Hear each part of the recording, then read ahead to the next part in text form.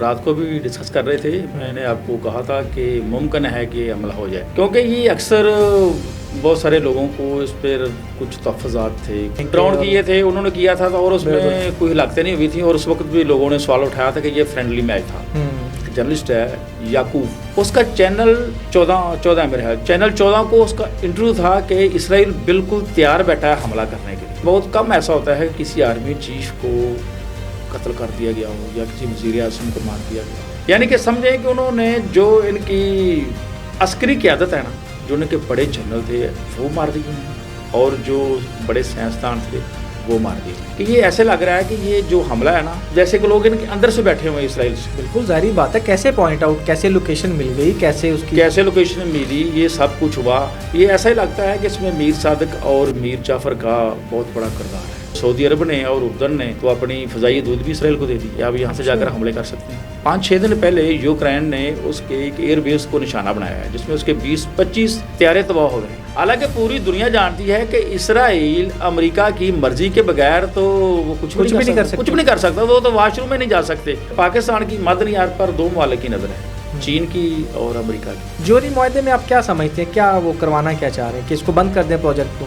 وہ مکمل پروجیکٹ بند کریں گے, جیسے یوکرین کے ساتھ ہوا تھا. یوکرین کے پاس بھی ایٹم بم تھا, اس سے پہلے شام تھا, کیونکہ شام نے ایک بڑی لمبی جنگ, بڑی لمبی مزاحمت کی ہے اسرائیل کے خلاف. ایکچولی پی ٹی آئی کی گورنمنٹ تھی, عمران خان وزیر اعظم تھا, اور وہ جو جنرل باجوہ تھے, جنرل باجوہ نے عمران خان کو کہا تھا کہ آپ اسرائیل کو تسلیم کر لیں, اور عمران خان نے کہا میں نہیں تسلیم کروں گا.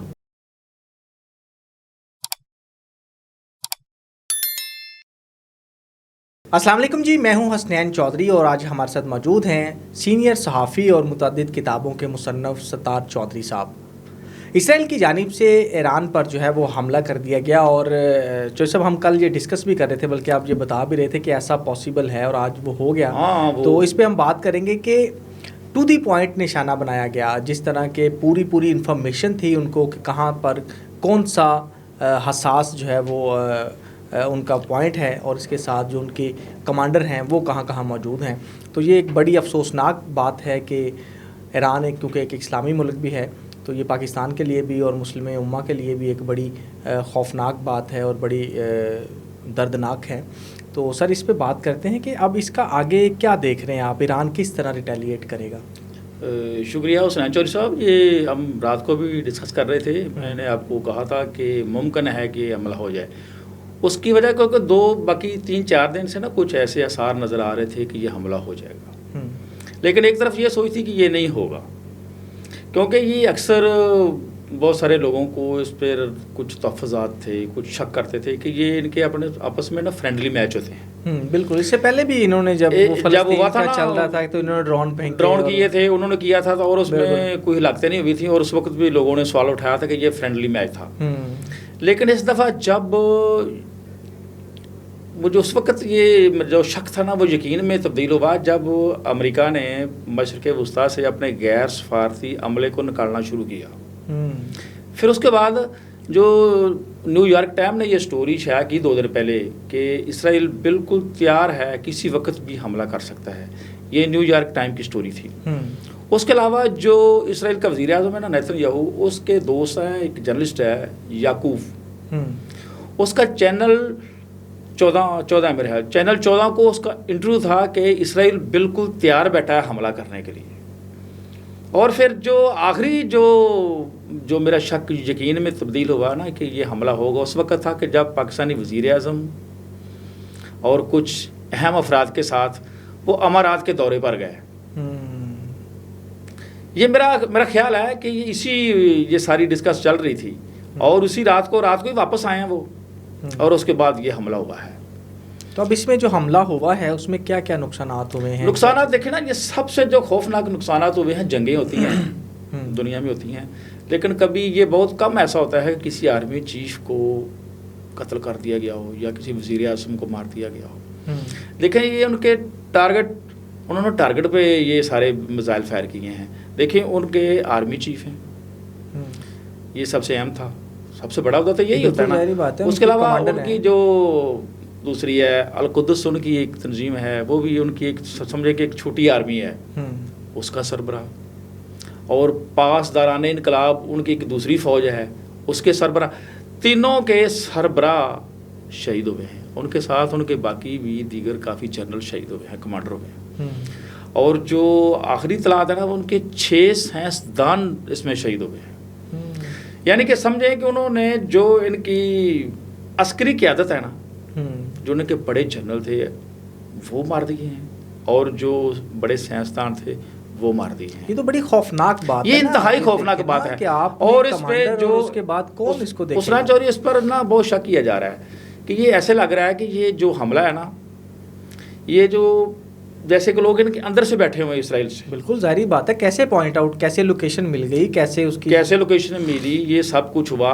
یہ ایسا ہی لگتا ہے کہ اس میں میر صادق اور میر جعفر کا بہت بڑا کردار ہے، کیونکہ اس سے پہلے بھی ایسا ہو چکا ہے نا، اسرائیل نے کئی دفعہ ایران کے اندر ان کے سائنسدانوں کو قتل کیا ہے، پہلے فلسطین میں بھی ایسے ہوا، کافی دفعہ ہو چکا ہے، میں بھی، حماس میں بھی۔ اس سے پہلے دیکھیں نا، اس نے حماس کے، حزب اللہ کے، ان کی قیادت بھی ساری مار دی، وہ بھی ایسے ہی اس نے ماری، بالکل پوائنٹ آؤٹ کر کے ٹارگٹ کر کے گا۔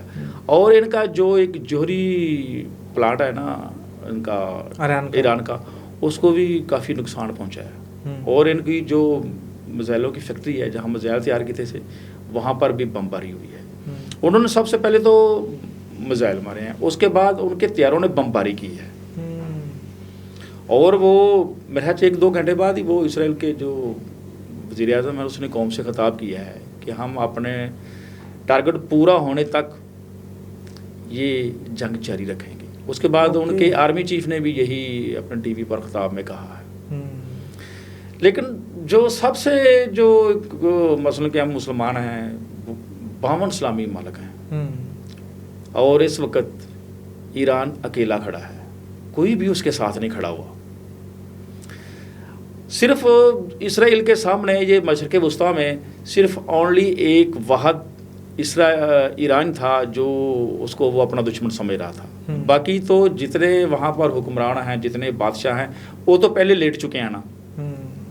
دیکھیں وہ سعودی عرب ہے، اردن ہے، قطر ہے، امارات ہے، یہ سارے لوگ تو پہلے ہی اسرائیل کے ساتھ چل رہے ہیں۔ امارات نے تو ان کے ساتھ سفارتی تعلقات بھی ہیں، ان کے سفیر وہاں بیٹھتے ہیں۔ اردن کے بادشاہ سے زیادہ تابعداری کون کرے گا ان کی، اور سعودی عرب بھی، قطر بھی، یہ سارے ہیں۔ یہ جو کچھ یہ خبریں چل رہی ہیں کہ سعودی عرب نے اور اردن نے تو اپنی فضائی حدود بھی اسرائیل کو دے دی ہے کہ آپ یہاں سے جا کر حملے کر سکتے ہیں۔ ایران کے ساتھ پوری دنیا میں صرف 1-2 ملک تھے جو اس کے دوست ہیں، جو جن سے امید کی جا رہی تھی کہ وہ اس کی ہیلپ کریں گے، وہ تھا روس۔ لیکن روس کا کیا مسئلہ ہے، وہ پیوٹن تو اپنے آپ کو بچانے میں لگا ہوا ہے۔ ابھی میرے خیال کو 5-6 دن پہلے یوکرین نے اس کے ایک ایئر بیس کو نشانہ بنایا ہے، جس میں اس کے 20-25 طیارے تباہ ہو گئے ہیں۔ پاکستان نے بھارت کے 6 طیارے تباہ کیے، اور پوری دنیا میں شور مچا ہوا ہے، پوری دنیا میں شور مچا، اور میڈیا کی ساری وہ ہیڈ لائنیں، یہ وہ روز اس پر کالم لکھے جا رہے ہیں، تجزیے ہو رہے ہیں، اور یوکرین نے روس کے 25 طیارے تباہ کر دیے۔ ابھی تو پیوٹن کی اپنی نیند خراب ہوئی ہے، وہ سر جوڑ کر بیٹھا ہوا ہے کہ میں کیسے بدلہ لوں۔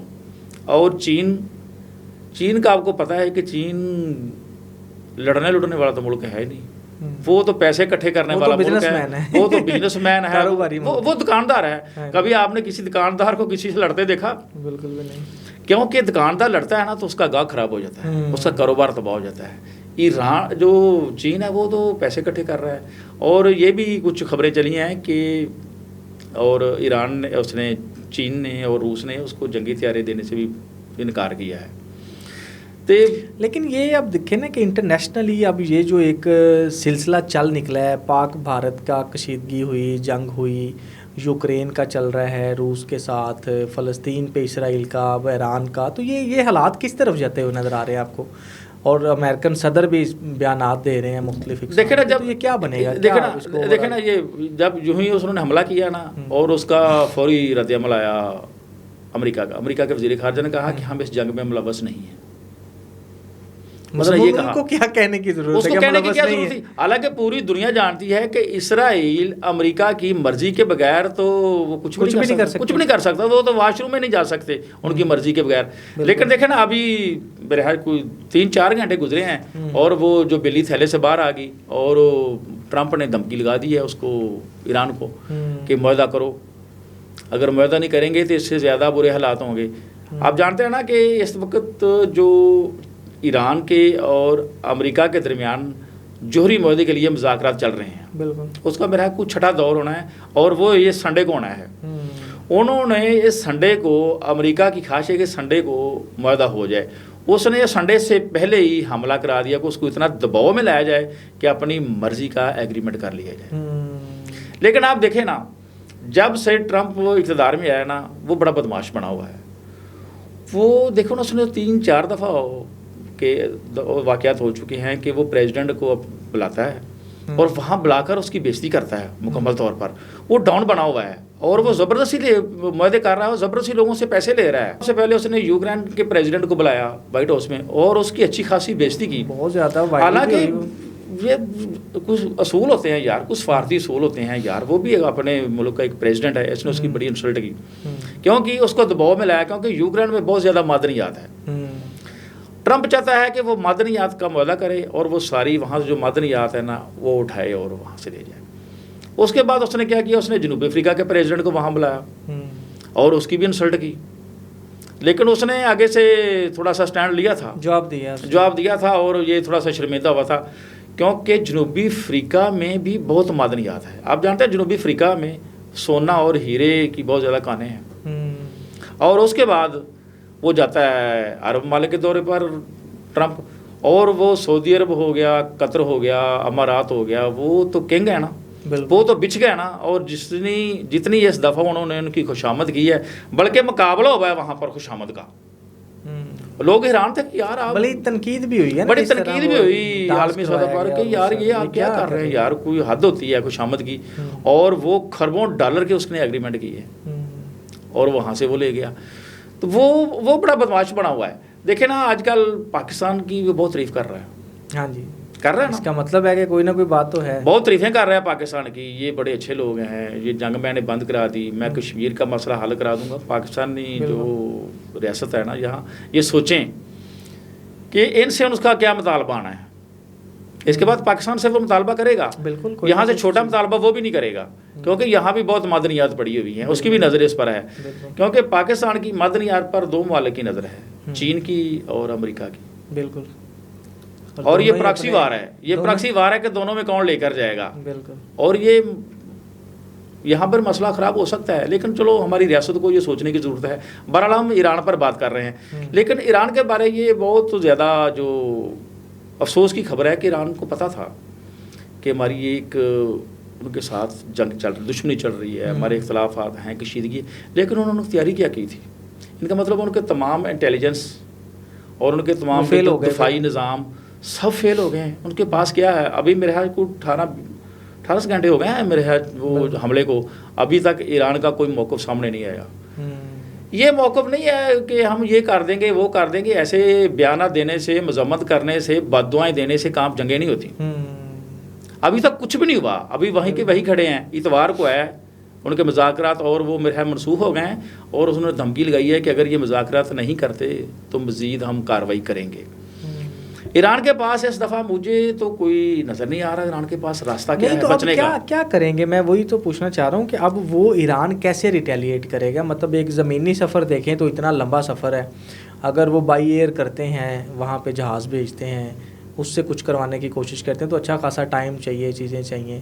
اگر وہ کسی ملک کے ذریعے بیس لے کے یا کچھ ایسا کرتے ہیں تو کون ایسا ہے جو ان کی ہیلپ اس وقت کر سکتا ہے؟ نہیں, کوئی بھی نہیں, اس کو کوئی بھی بیس نہیں دے گا. عرب ممالک میں کوئی ملک ہے جو اتنی جرت کر رہے کہ اس کو بیس دے دے؟ پھر کوئی لمبا راستہ نہیں ہے, تھوڑا سا راستہ ہے. وہ جنگی جہاز کے لیے کتنے 5-10 منٹ کا راستہ بھی نہیں ہوگا. ان کے جہاز نہیں, ان کے 2300 نہیں, اسرائیل کے جہاز بھی تو ادھر بمباری کر گئے نا آ کر. لیکن وہ تو کر گئے, ان کو میرے خیال تیاری نہیں تھی یا چیزیں نہیں تھی, ان کو پتہ نہیں. اور وہ اتنا بھی زیادہ نہیں, جو مزائل ہے نا وہ وہاں پر ایزی جا سکتے ہیں. پاکستان کے تو خیر وہاں سے بھی آگے جا سکتے ہیں. ہاں یہ تو ہے. لیکن جو کچھ نا پہلے جو خبریں چلتی تھیں, میڈیا خبریں چلتی تھی کہ ایران کے پاس کچھ میزائل ہیں, ایسے بیلسٹک میزائل ہیں جو بہت آگے مار کر سکتے ہیں, لیکن ابھی تک کچھ سامنے نہیں آ رہا کہ وہ کیا کر رہے ہیں. اور جو میرا خیال ہے کہ اب اس کے پاس 2 راستے ہیں ایران کے پاس, یا تو وہ بھی کان پکڑ لے, ان کی غلامی قبول کر لے, جو وہ چاہتے ہیں ایگریمنٹ کر لے, معاہدہ کر لے, جوہری معاہدہ, تو یا پھر وہ جوہری معاہدے میں آپ کیا سمجھتے ہیں, کیا وہ کروانا کیا چاہ رہے ہیں کہ اس کو بند کر دیں پروجیکٹ کو؟ وہ مکمل پروجیکٹ بند کریں گے, جیسے یوکرین کے ساتھ ہوا تھا. یوکرین کے پاس بھی ایٹم بم تھا, اس کے پاس بھی جوہری معاہدہ تھا. یورپ نے کہا تھا کہ آپ چھوڑیں یار, آپ نے کیا یہ بم سے کیا کرنا ہے, ہم آپ کو پیسے دیتے ہیں, یہ دیتے ہیں, وہ دیتے ہیں, اور اس نے وہ سارا کچھ ختم کر دیا. اگر اس کے پاس وہ سب کچھ ہوتا تو روس اس پر کبھی حملہ نہ کرتا. یہ جو ایٹم بم چلانے کے لیے نہیں ہوتے, یہ ایٹم بم تحفظ کے لیے ہوتے ہیں. پاکستان کے پاس ایٹم بم ہے, اگر پاکستان کے پاس یہ ایٹمی ٹیکنالوجی نہ ہوتی تو پاکستان کو تو انڈیا کھا جاتا اب تک. بالکل ایسے ہی. یہ تحفظ کے لیے ہوتے ہیں, یہ چلانے کے لیے نہیں ہوتے. اور ایران کے ساتھ بھی وہ ایسا ہی چاہتے ہیں. بیسیکلی یہ اصل جو گیم جو کھیل کھیلا جا رہا ہے نا, وہ ہے گریٹر اسرائیل کا, کہ پورے مشرق وسطیٰ میں اسرائیل ہو. بالکل. اور گریٹر اسرائیل کی سرحدیں, مدینہ بھی آتا ہے اس میں, سعودی عرب بھی آتا ہے, سارے لوگ آتے ہیں گریٹر اسرائیل کی.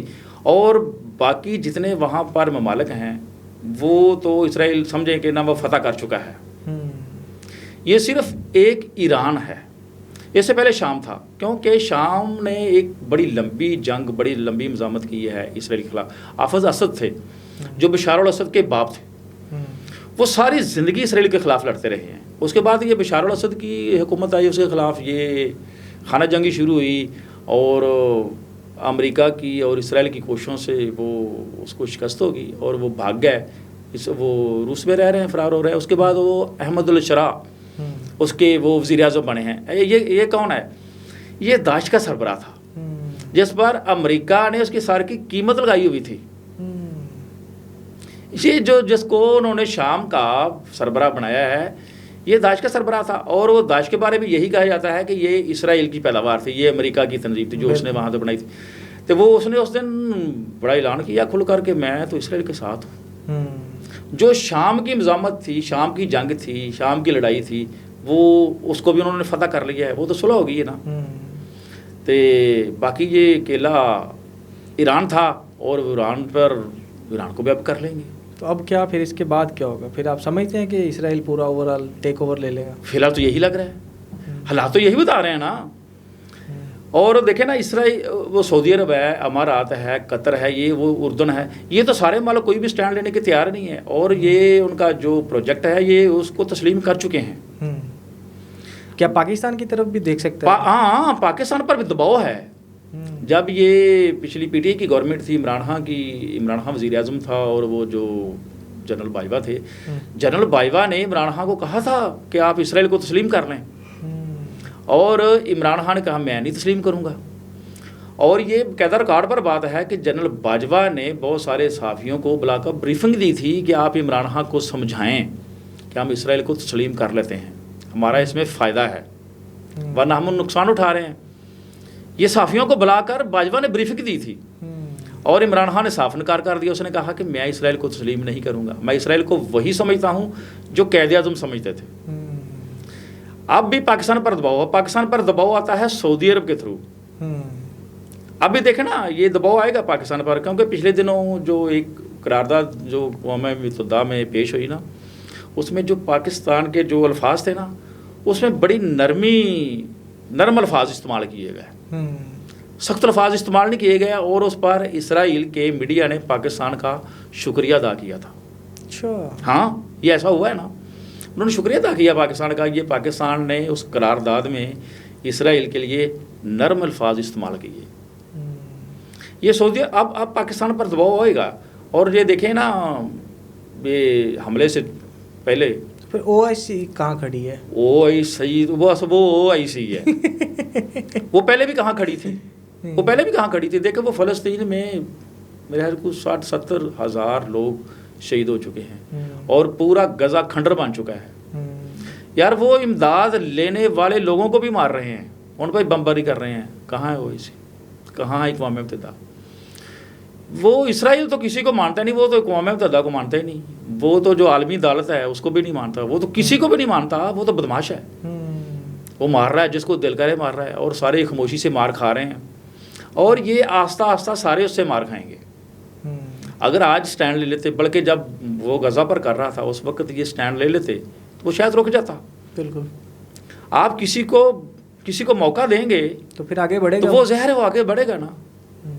اور ٹرمپ اور وہ نیتن یاہو تو دونوں بدماش بنے ہوئے ہیں، وہ تو بس مار رہے ہیں لوگوں کو پکڑ کر، اور ٹرمپ لوگوں کو وائٹ ہاؤس بلا بلا کر ایگریمنٹ کر رہا ہے، زبردستی کر رہا ہے لوگوں کے ساتھ، اور یہ سلسلہ چل رہا ہے۔ اور ایران کے پاس، ایران کا بہت بڑا امتحان ہے، ایران بڑے امتحان میں پھنس گیا ہے۔ اور دیکھیں جب قوموں پر ایسے برے وقت آتے ہیں نا، اس وقت تو جو ان کی قیادت ہوتی ہے نا، اس نے فیصلے کرنے ہوتے ہیں کہ وہ کہاں کھڑے ہیں، بالکل، کیونکہ ایک تاریخ ہوتی ہے نا، وہ تاریخ لکھی جاتی ہے کہ جب ان پر برا وقت آیا تو ان لوگوں نے کیا کیا۔ اب ان کے پاس دو ہی راستے ہیں، ایک عزت کا ہے، انا کا ہے، یا وہ ایگریمنٹ کر لیں، ایگریمنٹ وہ غلامی کا راستہ ہے نا، ہاں جی، جو آپ کہیں گے ہم کریں گے، بس ان کے پاس اب دو ہی راستے ہیں، ایک آزادی کا ہے، ایک غلامی کا ہے۔ اور دیکھتے ہیں کہ ایران کیا کرتا ہے۔ ایران ایک بہت بڑی قوم ہے، ان کی ایک بڑی تاریخ ہے، لیکن یہ اب وہ فیصلہ کن مرحلہ ہے، یہ کہ مرحلہ کیا ہے ہوتا ہے کہ ایران کیا کرتا ہے۔ یہ ایک دو دنوں میں یہ سب کچھ باہر آ جائے گا، چلیں فی الحال یہی ہے۔ بہت شکریہ جی، thank you so much. Thank you sir, okay, اللہ حافظ۔